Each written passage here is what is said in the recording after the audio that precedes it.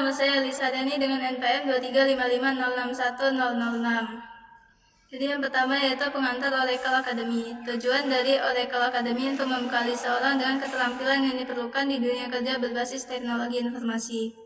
Jadi Oracle Academy ini semacam tempat belajar buat yang mau mendalami dunia teknologi informasi. Bayangin kita mau jadi ahli di dunia kerja TI, nah Oracle Academy ini yang ngasih bekal dan latihan supaya kita punya keterampilan yang dibutuhkan. Kemudian selanjutnya yaitu data dan informasi. Data yaitu bahan mentah yang belum diolah seperti angka atau fakta terpisah. Sedangkan informasi, pengetahuan atau kecerdasan yang diperoleh dari mengolah, menganalisis atau menghitung data untuk tujuan tertentu. Contohnya skor ujian siswa adalah data, tetapi rata-rata kelas dari skor-skor tersebut adalah informasi. Selanjutnya yaitu pentingnya data dan informasi. Dalam industri teknologi informasi dan sektor lain, pemahaman tentang data dan bagaimana data disimpan dalam basis data sangat penting. Basis data menyimpan berbagai informasi yang dapat diakses untuk berbagai keperluan seperti pembuatan laporan atau pengambilan keputusan. Selanjutnya yaitu pengertian basis data. Basis data adalah kumpulan data yang terpusat dan terstruktur yang disimpan di sistem komputer. Basis data memungkinkan penambahan, pengubahan, dan penghapusan data, serta mengubah data menjadi informasi yang berguna. Terakhir yaitu contoh penggunaan sehari-hari. Banyak situs web yang dikunjungi menggunakan basis data untuk menyimpan informasi pengguna. Contoh lainnya adalah mengembalikan barang ke toko tanpa tanda terima, di mana data pembelian diambil dari basis data. Nah, misalnya kita sering belanja online, semua data kita kayak alamat, riwayat belanja, metode pembayaran, itu semua disimpan di basis data website e-commerce. Jadi kalau kita mau cek pesanan atau ngebalikin barang, semua data udah ada dan siap dipakai. Atau kita pernah nggak balikin barang ke toko tanpa struk? Mereka bisa cek riwayat pembelian lewat basis data, jadi nggak perlu ribet nyari-nyari struk lagi. Perkenalkan, nama saya Natari Ditera UF, NPM 231506102. Jadi pertama-tama saya akan membahas mengenai sejarah basis data. Jadi pada tahun 1960-an, komputer itu sudah mulai digunakan oleh perusahaan-perusahaan swasta untuk membantu kegiatan operasional perusahaan-perusahaan tersebut. Dan komputer juga mengalami peningkatan dalam hal kapasitas penyimpanan. Lalu pada tahun 1970 sampai dengan 1972, seorang ilmuwan komputer H.B. Frankfurt mengusulkan sebuah konsep model relasional untuk database, yang dimana konsep ini nantinya akan menghasilkan database dengan tipe relasional. Lalu pada tahun 1976, seorang ilmuwan komputer Peter Chan memperkenalkan model hubungan entitas atau Entity Relationship Model yang disingkat dengan IRM untuk mendesain sebuah database, yang dimana nantinya database ini akan berisi entitas yang bisa saling berrelasi dengan yang lainnya. Lalu pada awal tahun 1980-an, muncul sebuah sistem database relasional yang bersifat komersial yang dikeluarkan oleh Oracle, yang dimana database ini nanti bisa digunakan oleh perusahaan atau institusi yang membutuhkannya. Lalu pada tahun 1990-an, pertumbuhan besar terjadi pada aplikasi yang menggunakan database, khususnya web komersial dan sistem pemerintahan, yang dimana penggunaan database pada aplikasi mereka ini akan sangat bermanfaat, karena setiap data yang customer mereka inputkan semuanya akan disimpan pada database, dan walaupun aplikasinya tidak berjalan, mereka tetap bisa mengakses data-data tersebut. Lanjut ke proses pengembangan database. Proses ini tuh dimulai dengan melakukan analisis data, yang dimana setiap perusahaan dan institusi pasti memiliki kepentingan bisnis yang berbeda, sehingga data yang dihasilkan juga berbeda. Lalu ketika data tersebut sudah dikumpulkan, maka akan dilakukan relation, yang dimana menghubungkan data-data yang ada dengan membuat sebuah diagram yang bernama Entity Relationship Diagram yang disingkat dengan IRD. Lalu nantinya IRD ini nanti akan ditranslate ke dalam bentuk table, dan pada tahapan terakhir itu nanti akan dibangun sebuah database fisik dengan menggunakan instruksi SQL agar menginstruksi komputer untuk membuat sebuah database, sehingga nantinya kita bisa mengakses dan juga memanipulasi data yang ada pada database tersebut. Pada proses pengembangan database, kita sering menjumpai beberapa terminologi. Yang pertama itu adalah primary key. Primary key itu adalah sebuah identifikasi unik untuk setiap baris data atau row yang ada pada sebuah tabel, yang berfungsi untuk membedakan satu data dengan data yang lainnya yang ada pada tabel yang sama. Yang kedua itu adalah foreign key. Foreign key itu adalah sebuah field yang ada pada sebuah entitas yang merujuk pada primary key entitas yang lain yang berfungsi untuk membangun relasi. Lalu yang ketiga itu adalah nulls. Nulls ini tuh menunjukkan apakah sebuah kolom itu harus berisi value atau tidak, sehingga sifatnya non-mandatory. Lalu yang keempat itu adalah unique. Unique itu menunjukkan apakah nilai dalam kolom itu harus unique di dalam tabel atau tidak. Sehingga jika unique maka tidak boleh sama value-nya dalam satu tabel tersebut. Setelah kita membahas sejarah dan juga pengembangan database, kita sekarang tahu betapa pentingnya pemodelan data dalam mendesain database. Karena setiap perusahaan atau institusi atau kelompok itu memiliki kepentingannya masing-masing sehingga data yang dibutuhkan juga berbeda-beda. Sebelumnya izin memperkenalkan diri, nama saya Nabila Salwa Al-Qaida dengan NPM 23150611034 dari kelas PSTIB. Di sini saya akan membahas tentang transformasi besar dalam komputasi. Jadi pada tahun 1970-an, komputer mainframe besar digunakan dengan terminal sederhana yang bergantung pada mainframe. Setelah itu, pada tahun 1980-an, komputer pribadi atau yang dikenal dengan PC mulai berkembang dengan kemampuan pemrosesan mandiri dan graphical user interface menjadi populer. Setelah itu, pada tahun 1990-an munculnya internet dan penggunaan server untuk menangani data dengan cepat, serta aplikasi bisnis yang terhubung ke database melalui browser.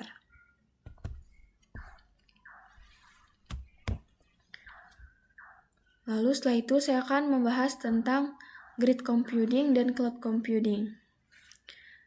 Jadi yang pertama saya akan bahas tentang grid computing, di mana grid computing adalah model komputasi di mana sumber daya komputasi dari berbagai lokasi seperti komputer pribadi, server, atau perangkat keras lainnya yang digabungkan dan dikelola secara bersamaan untuk menyelesaikan tugas atau pemrosesan data. Tujuan utamanya ialah untuk memanfaatkan kekuatan komputasi yang tersebar di berbagai lokasi secara lebih efisien dan terintegrasi. Contoh penggunaannya ialah simulasi ilmiah atau analisis data besar yang memerlukan kekuatan komputasi yang jauh melampaui kemampuan satu mesin tunggal. Setelah itu yang kedua saya akan membahas tentang cloud computing. Cloud computing adalah layanan komputasi yang disediakan melalui internet yang memungkinkan pengguna untuk mengakses dan menggunakan sumber daya komputasi seperti server, penyimpanan data, dan aplikasi perangkat lunak tanpa harus memiliki atau mengelola infrastruktur fisik sendiri. Contoh penggunaannya ialah menyimpan data dan aplikasi di cloud untuk akses yang lebih mudah dan fleksibel. Setelah itu, contoh penggunaan lainnya menggunakan layanan cloud untuk analisis data yang besar, hosting aplikasi web, atau menjalankan layanan bisnis secara keseluruhan. Setelah itu, saya akan membahas tentang model, konseptual, dan fisik.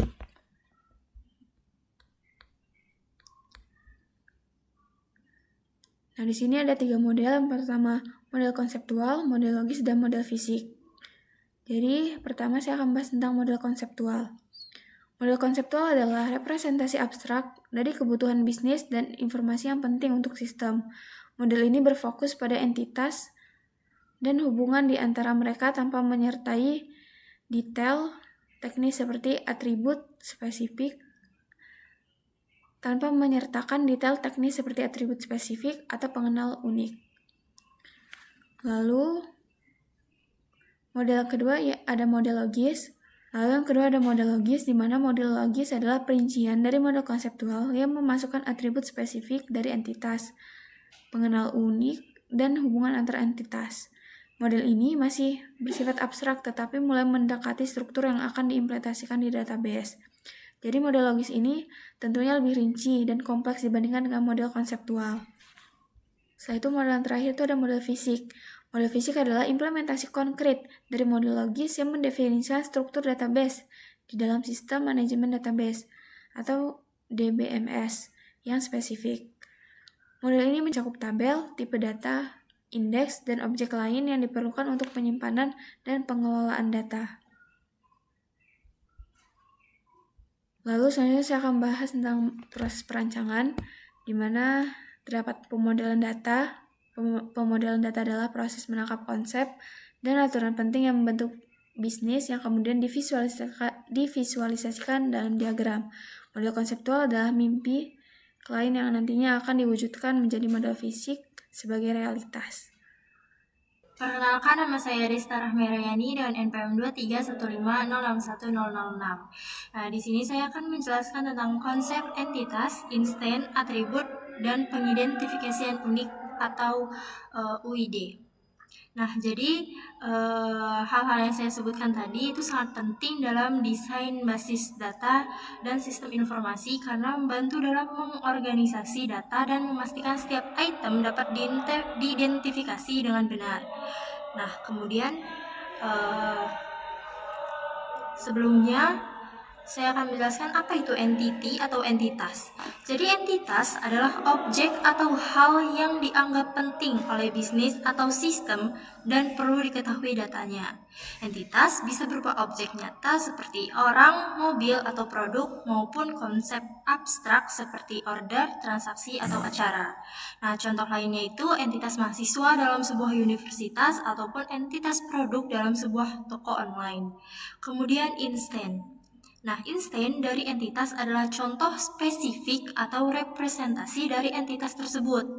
Misalnya, untuk entitas mahasiswa, instannya bisa berupa satu mahasiswa tertentu dengan nama dan data pribadi yang spesifik. Kemudian, atribut. Nah, jadi atribut adalah informasi atau karakteristik spesifik dari entitas. Atribut membantu memberikan detail lebih lanjut tentang entitas dan memisahkan atau membedakan satu instan dari instan lainnya. Nah, setiap entitas memiliki sejumlah atribut yang mengandung data spesifik terkait entitas tersebut.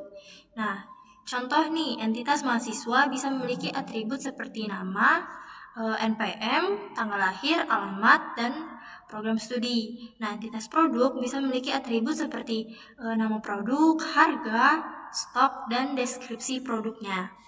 Nah, kemudian terdapat unique identifier atau UID. Nah, jadi UID atau pengidentifikasi unik adalah atribut atau sekumpulan atribut yang memberikan identifikasi unik untuk setiap instan dari entitas. Nah, UID sangat penting untuk memastikan bahwa setiap instan entitas dapat dibedakan satu sama lain. Nah, contohnya NIM atau NPM di entitas mahasiswa digunakan sebagai UID karena setiap mahasiswa memiliki NIM atau NPM yang unik. Nah, kemudian nomor KTP pada entitas warga. Jadi, UID ini memastikan tidak ada duplikasi dalam penyimpanan data dan membantu dalam operasi pencairan atau pemanggilan data. Kemudian, terdapat perbedaan antara atribut wajib dan atribut pilihan, kemudian atribut volatil dan juga non-volatil. Nah, kemudian atribut wajib. Atribut wajib itu adalah atribut yang selalu harus memiliki nilai. Misalnya pada entitas mahasiswa, NPM dan juga nama harus diisi dan tidak boleh kosong.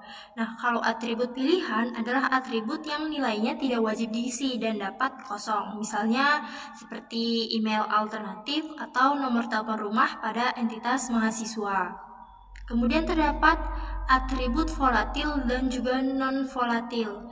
Keduanya berbeda, di mana volatil adalah atribut yang nilainya dapat sering berubah. Contohnya paling umum adalah umur seseorang yang berubah setiap tahun, atau harga barang yang bisa berubah tergantung permintaan pasar.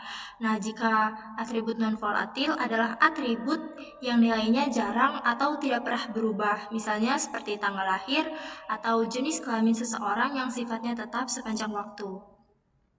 Nah, jadi kesimpulannya, dalam merancang sistem basis 2 atau sistem informasi, pemahaman yang baik tentang entitas, instan, atribut, dan UID adalah kunci untuk memastikan bahwa data tersimpan dengan struktur dan mudah diakses. Perkenalkan, nama saya Pangyutan Syaputra Purba, NPM 23150610066. Jadi saya akan menjelaskan pemodelan hubungan entitas dan ERD. ERD atau Entity Relationship Diagram adalah alat visual yang menggambarkan kebutuhan data dalam bisnis. Jadi ERD ini adalah diagram yang digunakan untuk memodelkan hubungan antar entitas dalam sebuah sistem, khususnya dalam konteks basis data. Jadi ERD ini berguna dalam diskusi desain sistem memberikan sesuatu untuk divalidasi dan dikoreksi oleh klien. Kemudian model bebas implementasi. Yang dimaksud dengan model bebas implementasi adalah pemodelan dalam entity relationship diagram bersifat lebih konseptual, yang artinya pemodelannya itu relatif bebas dan tidak secara langsung bergantung pada database. ERD digunakan untuk memetakan hubungan antara entitas dan atribut sebelum menentukan bagaimana implementasinya dalam sebuah database. Jadi model hubungan entitas itu terdapat daftar entitas, atribut, dan hubungan antar entitas yang penting bagi bisnis. Yang dimana model hubungan entitas ini memberikan informasi latar belakang seperti deskripsi entitas, tipe data, dan batasan. Kemudian di sini ada tujuan ERD modeling yang dimana yang pertama itu menangkap semua data yang diperlukan. Yang dimaksud dengan menangkap semua data yang diperlukan itu, ERD digunakan untuk mengidentifikasi entitas, atribut, dan hubungan yang penting bagi sistem. Yang kedua itu menghindari duplikasi data. Jadi dengan memodelkan entitas dan atribut secara efisien, ERD dapat menghindari pengulangan data yang sama di banyak tempat. Sehingga ini membantu menjaga konsistensi data dan mengurangi kebutuhan penyimpanan yang berlebih. Yang ketiga, tidak memodelkan data yang bisa dihitung dari data lain. Yang dimaksud dari itu, jika suatu nilai dapat dihitung dari data yang ada, maka tidak perlu menyimpan data tersebut secara eksplisit. Misalnya, jika jika memiliki data harga barang dan jumlah barang yang dijual, kita bisa menghitung total penjualan tanpa menyimpan total tersebut dalam basis data. Oke. Yang keempat, menempatkan data di lokasi dan konsisten. Yang dimana maksudnya data harus ditempatkan di entitas yang tepat sesuai dengan logika sistem.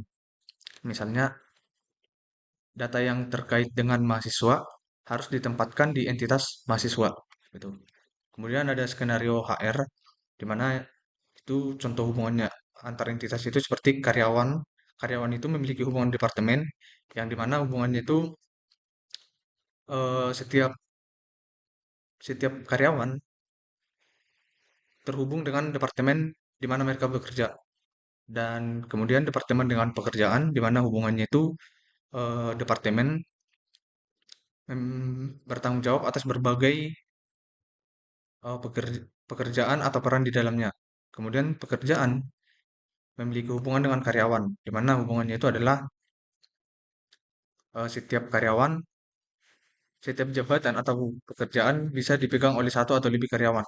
Kemudian ada lokasi. Hubungannya dengan karyawan adalah dihubungkan dengan satu lokasi bisa dihubungkan dengan banyak karyawan dan seorang karyawan bekerja di satu lokasi. Dari banyaknya penjelasan tadi kami dapat menyimpulkan beberapa hal. Yang pertama itu model relationship database yang diperkenalkan pada tahun 1970-an oleh E.F. Code menjadi dasar pengembangan teknologi database pada era modern sekarang. Yang kedua, komputasi berbasis grid dan cloud computing memungkinkan bisnis untuk mengakses perangkat lunak dan perangkat keras secara efisien melalui internet. Yang ketiga, pemodelan data, terutama model konseptual, penting untuk menangkap kebutuhan bisnis sebelum merancang implementasi fisik dari database. Yang keempat, pentingnya memahami entitas, instansi, dan atribut untuk mengorganisir data dan mengidentifikasi setiap instansi secara unik dengan UID.